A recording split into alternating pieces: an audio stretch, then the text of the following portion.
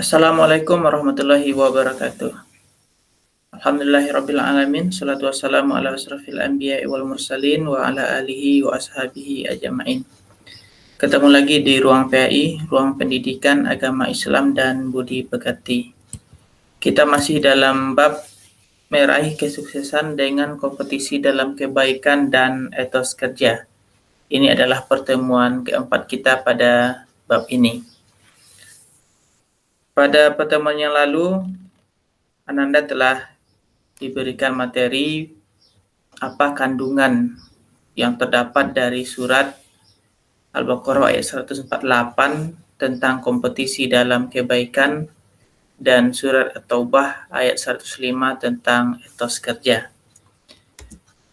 Pada pertemuan kali ini, tujuan dari pembelajaran kita adalah peserta didik dapat menganalisis manfaat dari penerapan perilaku kompetisi dalam kebaikan dan etos kerja dalam kehidupan sehari-hari, serta meyakini bahwa Islam memerintahkan perilaku kompetisi dalam kebaikan dan etos kerja dan membiasakannya dalam kehidupan sehari-hari. Pertama, kita mulai dari kompetisi dalam kebaikan. Jadi menerapkan perilaku kompetisi dalam kebaikan untuk meraih kesuksesan. Jadi yang dapat kita ambil pesan mulia, pesan-pesan yang disampaikan, yang terkandung dan tersirat dari surat Al-Baqarah ayat 148 itu setidaknya ada 6 yang kita sebut dengan 6M. Yang pertama, mengawali suatu amal kebaikan dengan membaca basmalah dan berdoa kepada Allah agar diberi kemudahan, kelancaran, dan keberkahan. Jadi kita biasakan memulai suatu pekerjaan, memulai amal kebaikan itu dengan bismillah. Membaca basmalah, bismillahirrahmanirrahim. Kita berharap dengan dimulakannya pekerjaan kita dengan menyebut nama Allah, kita berharap akan diberi kelancaran, diberi kemudahan. Dan yang terpenting adalah apa yang kita lakukan itu mendapat berkah. Itu yang pertama. Yang kedua, melakukan semua amal kebaikan dengan penuh optimis dan semangat. Karena kita dalam rangka berkompetisi, berlomba-lomba dalam melakukan sesuatu, tentunya harus kita lakukan dengan penuh rasa optimis.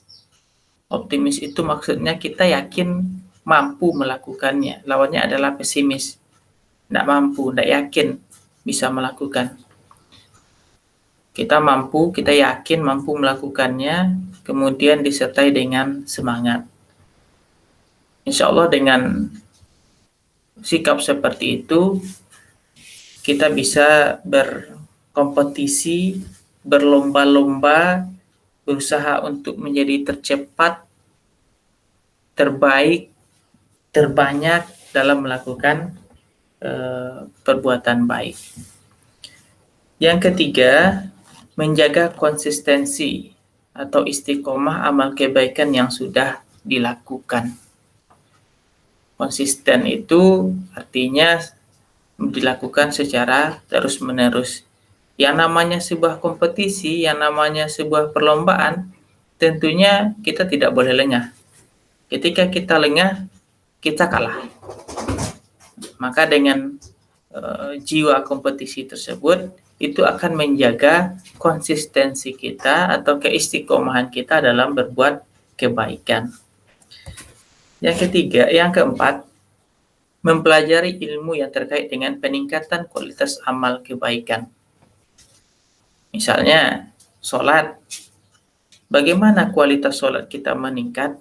Tentunya kita harus pelajari ilmu tentang sholat.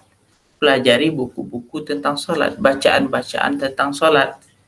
Maka itulah yang akan meningkatkan kualitas sholat kita.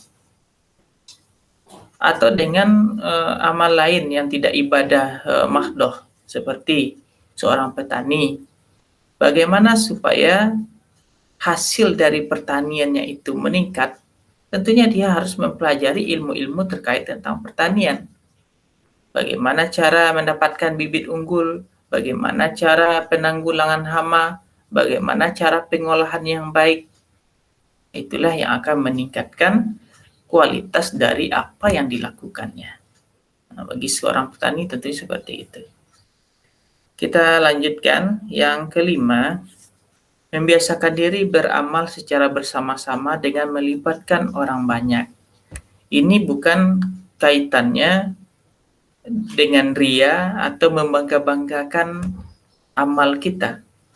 Akan tetapi dengan dilakukannya amal itu secara bersama-sama, pekerjaan itu secara bersama-sama, ada kita dapat keuntungan timbal balik. Untuk diri kita misalnya, itu kita akan mendapatkan motivasi dari orang lain. Ketika kita melihat orang lain bekerja, kita akan termotivasi juga untuk ikut bekerja. Di waktu yang sama, kita juga bisa memberikan motivasi kepada orang lain. Kita memberikan motivasi kepada orang di sekitar kita. Melihat kita bekerja, melihat kita beramal, maka orang lain pun akan termotivasi untuk melakukan amal kebaikan, pekerjaan yang baik yang kita lakukan. Yang keenam, mengamati, meniru, dan memodifikasi amal kebaikan yang telah dilakukan oleh orang lain. Maksudnya di sini apa?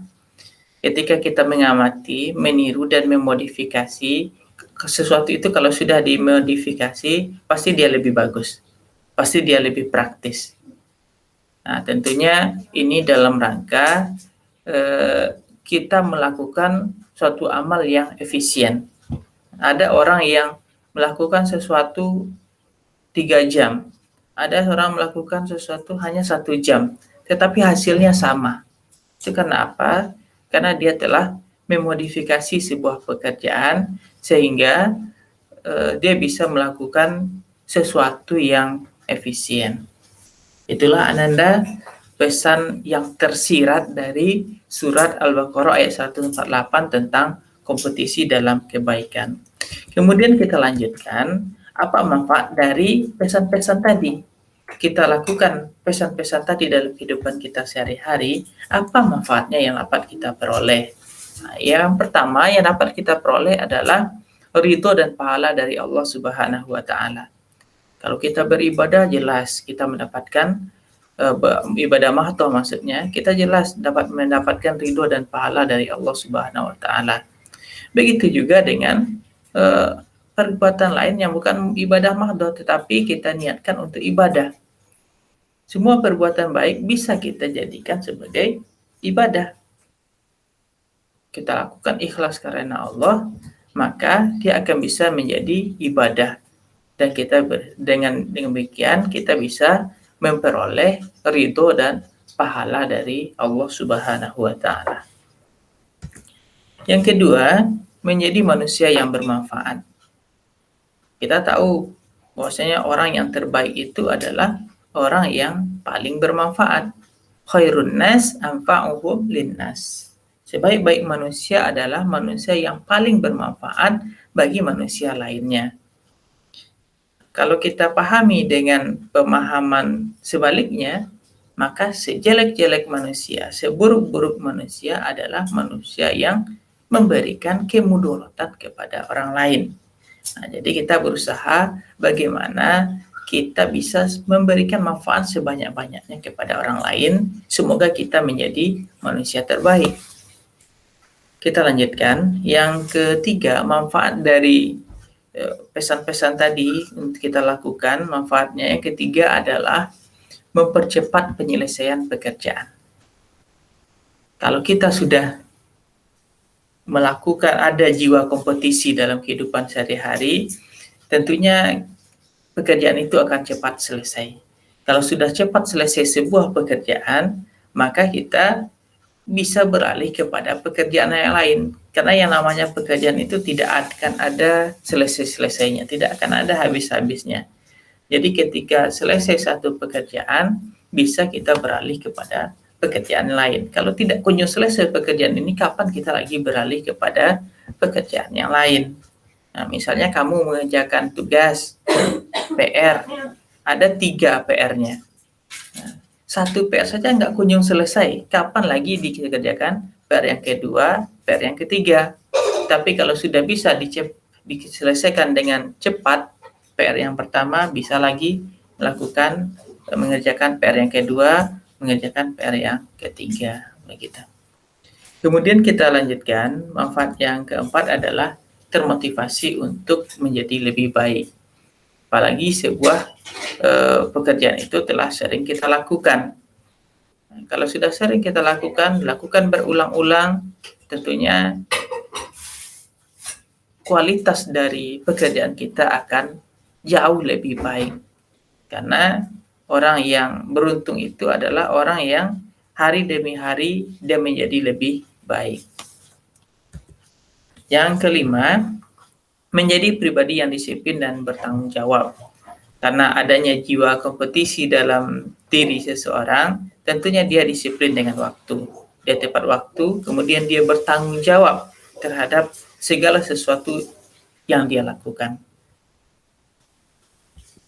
Dan yang keenam, manfaatnya adalah mempererat hubungan antar sesama. Berkompetisi itu, lawan kompetisi kita itu jangan dijadikan sebagai musuh, tetapi jadikan dia sebagai rekan atau mitra kita dalam berbuat kebaikan. Sehingga kalau kita jadikan musuh, tentunya kebencian dan permusuhan yang kita dapatkan. Tetapi kalau kita jadikan dia sebagai mitra atau rekan kerja, insya Allah ini akan mempererat hubungan antar sesama kita.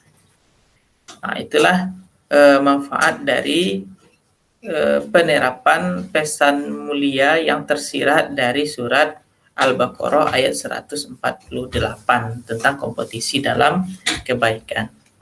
Ananda, kemudian kita beralih lagi kepada surat At-Taubah ayat 105. Penerapan perilaku etos kerja untuk meraih kesuksesan. Penerapan perilaku etos kerja untuk meraih kesuksesan. Nah, cara meningkatkan etos kerja. Yang pertama, membuat skala prioritas dari semua pekerjaan yang mendesak untuk segera diselesaikan. Tentunya seseorang tidak memiliki hanya satu pekerjaan saja. Ada beberapa pekerjaan yang perlu dilakukan. Mana yang lebih dahulu kita lakukan? Inilah pentingnya kita membuat skala prioritas. Ada pekerjaan itu yang mendesak, ada pekerjaan itu yang bisa ditunda sejenak, ada yang pekerjaan itu bisa dikerjakan nanti atau besok. Seperti kamu misalnya di rumah. Kamu sebagai pelajar, tugas kamu adalah untuk belajar, tugas utama kamu belajar. Nah, kalau sekarang dilakukan secara daring, secara online. Kemudian kamu juga memiliki tugas di rumah, membantu orang tua, mencuci piring, membersihkan rumah. Nah, di sini kamu harus membuat skala prioritas. Apa yang harus kamu lakukan sekarang? Nah, misalnya kita mulai belajar itu jam 7. Nah, kamu bisa membuat, mungkin sebelum jam 7, kamu kerjakan dulu pekerjaan membantu orang tua. Kamu cuci piring, kamu bersihkan rumah, kemudian jam 7 kamu siap untuk belajar. Nah, kemudian kalau masih ada pekerjaan yang bisa ditunda dikerjakan nanti, tunda dulu. Karena yang prioritas pada saat ini kamu adalah tugas kamu belajar. Begitu. Nah, begitu juga dengan pekerjaan-pekerjaan lain. Kita harus bisa menetapkan ini pekerjaannya harus dikerjakan sekarang, ini pekerjaannya bisa ditunda, ini pekerjaannya bisa dikerjakan nanti atau besok. Nah, supaya seseorang bisa menyelesaikan pekerjaan demi pekerjaan itu dengan sempurna. Yang kedua, cara meningkatkan etos kerja itu adalah meningkatkan semangat, pengetahuan, dan keterampilan untuk menunjang pekerjaan. Tadi juga sudah disinggung juga bahwasanya pekerjaan yang akan baik hasilnya itu adalah kalau dilakukan dengan semangat, kemudian kalau dibekali tentang ilmu akan pekerjaan tersebut, dan keterampilan yang akan menunjang kesuksesan dari pekerjaan itu. Misalnya, seorang tukang bangunan, pekerja bangunan, sebelum dia membangun sebuah bangunan, pertama dia harus ada semangat dulu. Kemudian dia harus ada pengetahuan dulu tentang ilmu bangunan. Dan tidak cukup hanya sebagai pengetahuan saja, dia juga harus terampil dalam bekerja membangun sebuah bangunan. Nah, itu yang kedua. Yang ketiga, saling memberi motivasi kepada rekan kerja agar terjaga komitmen untuk maju dan sukses bersama-sama. Nah, tadi juga sudah Bapak singgung bahwasanya lawan dari kompetisi kita itu bukan musuh, tetapi rekan kerja kita. Antara rekan kerja kita harus saling menjaga motivasi, memberikan motivasi. Kita memberikan motivasi kepada teman, teman memotivasi kita. Misalnya kamu di sekolah, tentunya ada beberapa orang yang lagi tidak semangat untuk mengikuti pelajaran. Maka disinilah fungsinya seorang teman memberikan motivasi kepada teman lainnya untuk tetap semangat mengikuti pembelajaran.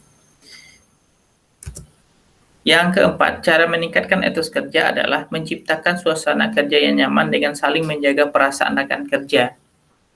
Jadi, kadangkala ketidaknyamanan di lingkungan pekerjaan atau di lingkungan lokal bagi seorang siswa itu karena antar siswa itu sudah mulai melakukan tindakan-tindakan yang tidak menyenangkan. Kalau sekarang sering dikatakan ada bully. Bukan saja bully secara fisik, tetapi bully dengan kata-kata itu sering membuat suasana lokal itu tidak nyaman. Bahkan sering terjadi siswa itu keluar dari sekolah, berhenti sekolah karena mendapatkan perilaku yang tidak menyenangkan dari teman-temannya. Maka ini harus kita jaga supaya menjaga semangat kerja kita, etos kerja kita. Kalau bagi siswa tentunya semangat belajarnya. Itulah cara meningkatkan etos kerja bagi seseorang. Kita lanjutkan. Yang kelima, melibatkan teknologi canggih dalam proses pekerjaan. Kita ambil lagi contoh kepada seorang petani tadi. Jadi seorang petani dengan menerapkan teknologi canggih bisa saja banyak penghematan yang dia lakukan. Penghematan tenaga, penghematan waktu, dan penghematan materi, uang. Misalnya dalam mengolah itu, kalau menggunakan cangkul memerlukan waktu 3 hari untuk sebuah lahan. Tapi kalau menggunakan traktor misalnya, bisa diselesaikan dalam beberapa jam saja. Nah, itu artinya telah menghemat tenaga, telah menghemat waktu, bahkan menghemat uang. Itulah cara meningkatkan etos kerja. Kemudian kita lanjutkan, manfaat dari etos kerja atau semangat kerja itu apa manfaatnya?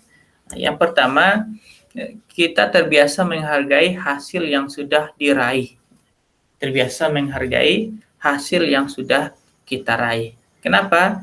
Karena hasil yang kita raih itu adalah hasil dari pekerjaan yang kita lakukan secara maksimal, dengan semangat, penuh rasa optimis, sehingga apapun hasilnya kita puas. Kita hargai hasil tersebut. Dengan terbiasa menghargai hasil-hasil dari pekerjaan kita, maka ini akan membuat kita lebih semangat lagi untuk melakukan pekerjaan-pekerjaan yang akan datang. Nah, terbiasa menghargai hasil yang sudah diraih. Ini juga termasuk menghargai hasil karya orang lain. Nah, dengan kita hargai, berikan apresiasi terhadap hasil karya orang lain, maka orang itu akan termotivasi lagi untuk semakin menghasilkan karya-karya lainnya, begitu. Itu manfaat yang pertama. Manfaat yang kedua adalah menjaga martabat diri sendiri. Kalau kita telah melakukan pekerjaan itu dengan maksimal, hasilnya insya Allah tidak mengkhianati dari usaha yang kita lakukan. Ketika kita menghasilkan usaha yang baik, maka akan ada penghargaan, apresiasi dari orang lain. Dengan demikian, martabat diri kita akan terjaga. Tapi kalau kita hanya melakukan pekerjaan itu asal-asalan, hasilnya pun asal-asalan, tidak seperti yang diharapkan. Kalau sesuatu itu tidak seperti yang diharapkan, maka hasil dari pekerjaan kita akan menjadi bahan candaan, bahan guyonan, bahan cimeeh bagi orang lain. Tentunya ini akan merusak martabat diri kita. Oleh sebab itu, marilah ketika melakukan sesuatu itu dilakukan dengan maksimal supaya hasilnya pun akan maksimal. Yang ketiga, manfaat dari etos kerja atau semangat kerja itu adalah wujud pengabdian kepada Allah Subhanahu wa taala. Karena memang apapun yang kita lakukan harus dalam rangka beribadah kepada Allah supaya dia ada nilai pahala, nilai keberkahan dan pahalanya nanti. Nah, sehingga apapun perbuatan baik yang kita lakukan harus dalam rangka beribadah. Kita niatkan untuk beribadah kepada Allah Subhanahu wa taala. Dan yang keempat, manfaat dari etos kerja ini adalah melatih sifat tabah, sabar, dan tawakal. Karena ketika melakukan pekerjaan itu tentu banyak rintangan, tentu banyak hambatan. Orang sampai menghasilkan sebuah karya, dalam proses dia menghasilkan itu pasti ada hambatan, pasti ada rintangan. Hanya orang-orang sabarlah yang bisa menghasilkan karya yang baik, karya yang maksimal. Nah, kemudian tentunya kita tidak lupa bertawakal. Kita berserah diri kepada Allah. Kadangkala usaha yang maksimal dikerjakan dengan semangat, hasilnya belum seperti yang diharapkan. Kadangkala terjadi seperti itu. Di sanalah fungsinya kita bertawakal, berserah diri kepada Allah Subhanahu wa taala. Karena segala sesuatu itu terjadi atas kehendak Allah. Tentunya orang yang bertawakal itu pasti dia mencari apa hikmah yang ada di sebalik sesuatu yang telah ditetapkan oleh Allah Subhanahu wa taala. Baik Ananda, itulah materi kita pada pertemuan ini. Mudah-mudahan ada munculnya jiwa-jiwa kompetisi dalam kebaikan pada diri kita masing-masing. Kemudian kita memiliki etos kerja atau semangat kerja yang baik. Yakinlah kita bahwasanya kompetisi dalam kebaikan dan etos kerja itu adalah perintah Allah. Kita senantiasa diperintahkan untuk berkompetisi dalam kebaikan dan untuk tetap senantiasa semangat dalam melakukan sebuah pekerjaan. Dan semoga sikap-sikap seperti ini bisa kita lakukan dalam kehidupan kita sehari-hari. Demikian, mudah-mudahan Ananda bisa mengambil kesimpulannya, memanfaatkan, melakukannya dalam kehidupan sehari-hari. Billahi taufiq wal hidayah. Assalamualaikum warahmatullahi wabarakatuh.